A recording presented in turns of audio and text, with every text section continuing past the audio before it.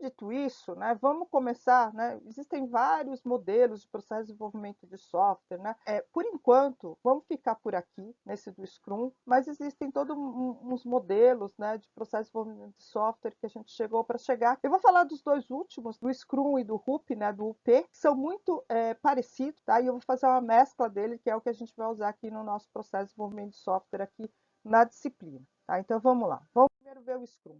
O Scrum ele vem do Manifesto Ágil, que é do XPRE. Quais são os valores do Manifesto Ágil? Né? Então, ele surgiu a partir daqui.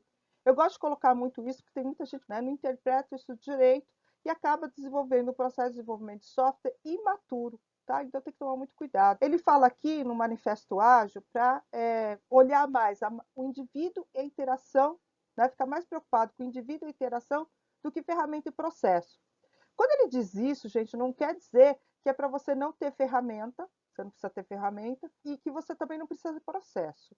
Na verdade, aqui ele está querendo, naquela parte lá, né? Lembra que o processo depende de eu ter ferramenta, pessoas com habilidades treinadas e motivadas, e método. Então, é isso que ele está querendo colocar. Processo é importante. O processo é tudo isso, na verdade. Ferramenta também é importante, mas você não pode ficar assim, mas é porque eu não tenho ferramenta, eu não faço. É porque eu não tenho uma ferramenta que eu não faço. Na verdade, o que eu preciso mais é da pessoa que sabe fazer. Se ela souber fazer, eu posso fazer num pedaço de papel, eu posso pegar uma ferramenta que não é bem uma ferramenta case e fazer. A interação, gente, é o pedacinho do processo que eu vou fazer. Se eu souber o que eu tenho que fazer lá e qual é o próximo passo que eu tenho que fazer, eu estou falando do processo. Tá? Isso é importante, o que eu tenho que fazer. Não ficar falando assim, mas é que o processo lá no final eu não sei, gente, eu estou fazendo cada um dos pedacinhos, é isso que ele quer dizer. Mas não que não tenha processo. Tá? O processo é super importante. Software funcionando mais que documentação abrangente. Aqui o que vai você?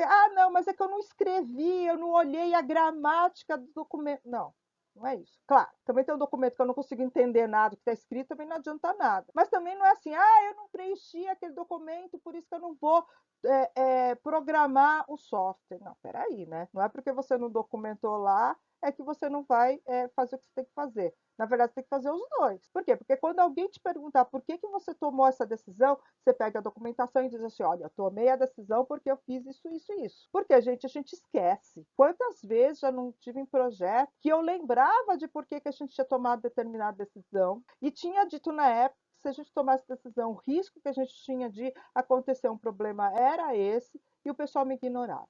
Chegava na hora, acontecia aquele problema, eu falava assim, gente, lembra que ninguém lembrava. Eu comecei a documentar. Por quê? Porque o pessoal começava a colocar uma culpa no outro, para a culpa não é de ninguém, foi essa decisão aqui que a gente tomou que não estava certa. Tá, então, a documentação basicamente é isso, gente. Eu não preciso ficar escrevendo. Mas também eu tenho que escrever o mínimo. Aquilo que pelo menos lembre a todo mundo o que aconteceu. Se sou eu que falo, então eu faço alguma coisa que faça com que você se lembre. Então a documentação vai ser específica para você. Agora, se você alguma coisa que todo o grupo precisa saber, toda a equipe precisa saber, então você tem que fazer uma documentação que toda a equipe entenda o que está lá. Agora, se você vai fazer alguma coisa que quando entra alguém de fora, que não é da equipe, também tem que entender, aí você tem que fazer de outra forma. Tá? Então a documentação depende de muito do que você vai fazer o uso dessa documentação.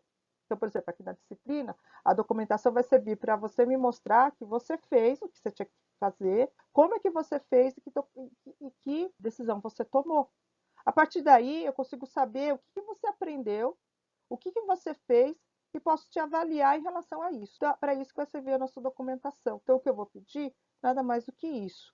E todas as vezes você tem que pensar nisso também. Por isso que os processos, eles são ativos, eles não são estáticos, eles são dinâmicos. A cada projeto eu tenho que falar como é que eu quero. Por quê? Porque a cada projeto eu tenho nuances diferentes, eu tenho coisas diferentes que podem estar acontecendo.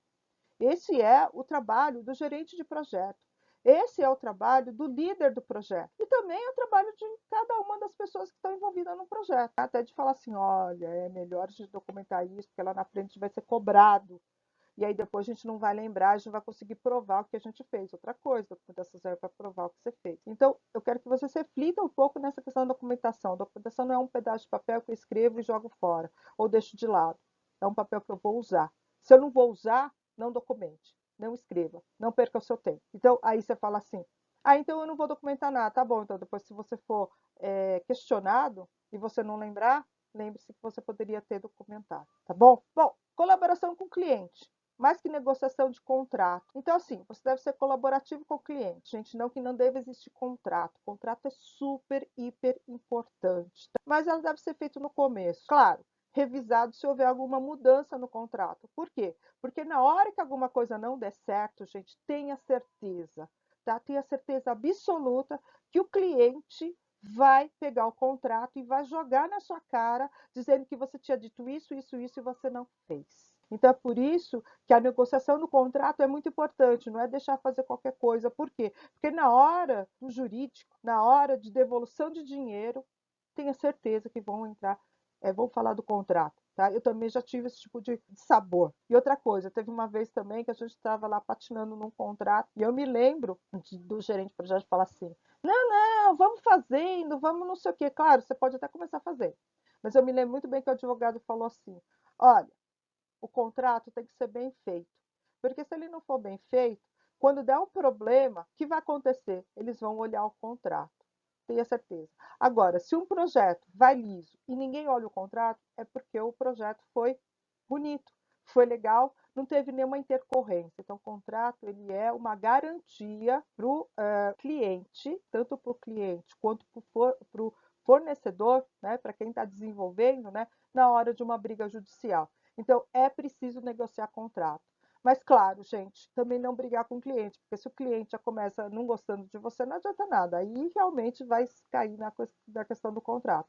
Então, precisa ter uma colaboração com o cliente. Na verdade, tem que ter as duas coisas. Responder a mudanças, mas que seguir um plano. Então, assim, mudou, gente. Uma nova legislação. Na hora que você coletou a informação, você achou que era assim, mas não é mais. Uma nova regra. Mudou o plano de negócio. Tem que não falar assim, ah, não, a gente estava aqui escrito que era assim, então, etc, então é assim que a gente tem que fazer. Não. Mas, claro, né? Se essa mudança envolve um aumento de custo, um maior número de pessoas, aí você vai okay, entrar na negociação. Olha, isso não estava dentro do que a gente tinha acordado antes. Então agora a gente tem que refazer, a gente tem que pensar de novo aqui, ó, o que a gente vai fazer. Então, assim, a gente não pode ficar rígido. Uma vez que eu estabeleci um processo, um plano, uma interação, gente, eu tenho que pensar que pode ter mudança. Alguma coisa pode mudar. Alguma coisa pode acontecer. Por exemplo, a pandemia fez uma série de mudanças que eu precisava fazer. E eu preciso estar pronto para isso. Então, essa é a interpretação do manifesto ágil. Tá? Não é que é para fazer de qualquer jeito, esquecer plano, esquecer contrato, esquecer documentação, não pensar em ferramenta nem processo. Mas precisa ter uma harmonia entre tudo isso. E claro, como eu falei, se você fizer a interpretação do manifesto ágil de modo errado, você vai fazer o quê? Você vai voltar para o processo de software imaturo, que é aquele processo de desenvolvimento de software improvisado, dependendo do profissional, né, aquela parte do indivíduo, né, tá? Eu vou dar mais atenção ao indivíduo e à interação do que à ferramenta e o processo, né? Então aí eu posso estar o quê? Ficando dependente dos profissionais. E o processo de desenvolvimento pode ser software ser disciplinado, quando eu pego naquele último lá e falo que não preciso seguir plano. Eu preciso seguir um plano. O que eu preciso fazer é quando eu tenho uma mudança, eu vou lá e refaço o plano. Eu repenso. Então, por exemplo, gente, para essa aula aqui, para essa disciplina, eu tinha todo ele montado para uma presencial, sem pensar na Omicron, sem pensar que a gente estaria com esse problema aí, né, de protocolo sanitário dentro da FATEC. Quando chegou, né, próximo ao início das aulas, né, porque até então, na sexta-feira, né, antes do início das aulas, eu imaginei que ia vir, né, alguma resolução, algum decreto dizendo que a gente ia voltar às aulas online. Então, eu estava um pouco sossegada, eu tinha lá meu planejamento, né, da aula presencial, mas que não poderia ser feito, e eu já tinha meu planejamento de aulas online, né, que eu já tinha feito nos outros semestres.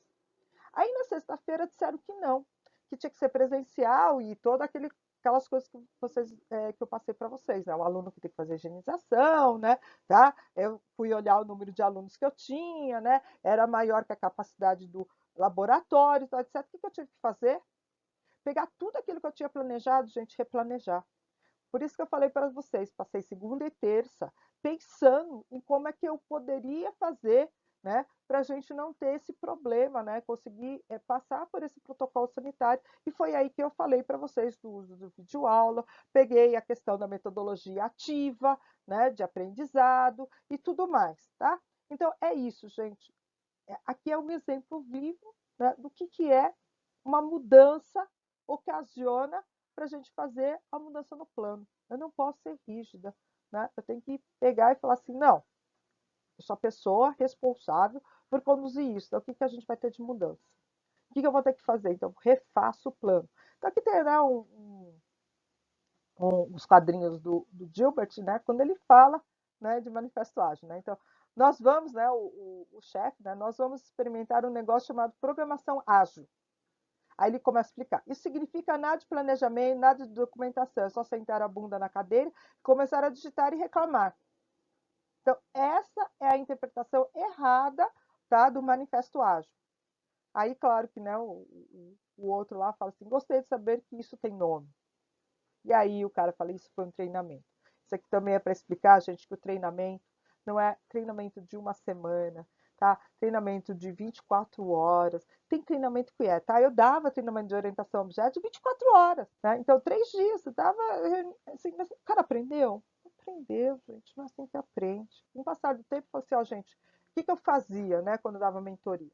Eu dava esse curso de 24 horas, que era para nivelar todo mundo, né? Todo mundo saber qual que é o padrão, todo mundo saber o que era cada uma das coisas, nivelar o pessoal. E depois eu passava para a mentoria, que era em loco, junto com o pessoal desenvolver o software, porque daí sim ele aprendia. Que é basicamente o que eu adoto aqui nessa disciplina. E vai ficar muito melhor, porque essas aulas eram mesmo necessárias, e aí eu perdia um tempo da nossa disciplina dando essas aulas. Se já a gente já tiver essas videoaulas, se a gente fizer desse jeito, vai ser muito melhor e vou conseguir trabalhar muito mais com vocês, né?